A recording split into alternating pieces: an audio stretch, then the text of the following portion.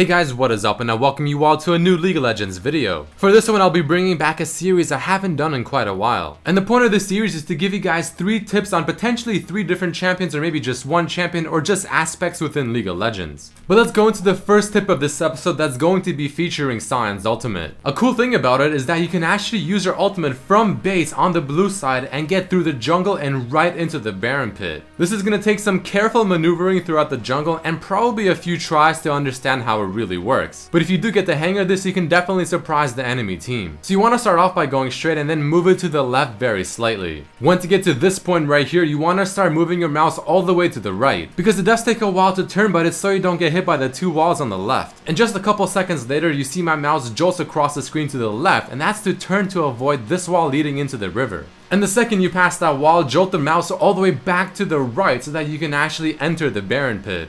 And I'm sure most of you are wondering if it works on the other side of the map or the other team, but it most definitely does, but you can only go into the Dragon pit, not the Baron pit. But either way, the trick is very similar, but it does require a bit of practice. And a tip that is somewhat related to the previous two, Sion's ultimate tends to somewhat drift along walls, even though sometimes it looks like you're about to ram right into it. I'm sure veteran Sion players are definitely aware of this, but if you're learning Sion or trying to pick him up, this is something you want to remember. And it will also probably help you make a lot of getaways that you thought you could not.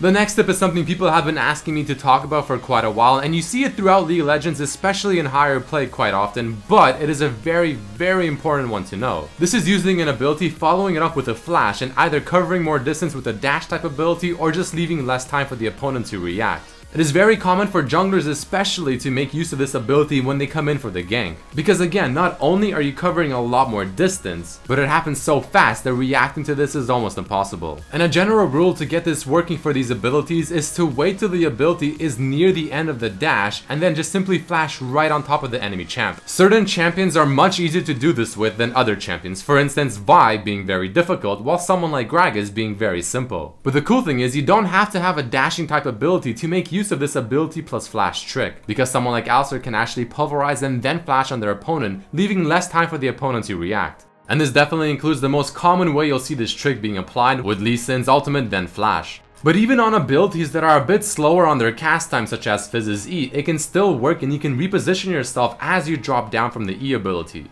Or you can use this trick to help you land those difficult skill shots whenever a champion is hiding behind minions, like you see here with Lux. As I use Q and then flash, the Q comes out from my new area after I flash, but not where I initially used it from. This removes some cast time from the ability and less time to react. And the final tip for this video is going to be for Zed's death mark, something that I actually found out myself a little later than I should have, and I was surprised to know how many people do not know about this simple thing. So we all know Zed's ultimate is there to finish off your opponent as you retreat. But there's a nice little visual indication to let you know whether or not the damage you have applied on your death mark is enough to kill your target. So in the first clip you saw nothing out of the ordinary, but if you take a look at this second clip right here, as I use my ultimate on the Nocturne, the second there's enough damage stacked on my death mark, there's a shuriken spinning on top of Nocturne's head, indicating that the damage definitely will kill him. However, keep in mind I have sometimes seen it glitch out where the shuriken is not on top of the champion, but the death mark still finishes them off. But that is it for this tips video, guys. I also recommend checking out a huge sale that is happening with myself and Kingwin that includes the big games like GTA 5 and Witcher 3. I'll put a link in the description, check it out. But if you did enjoy this video, guys, throw in a like, check out the other videos, and I'll see you next time. Peace.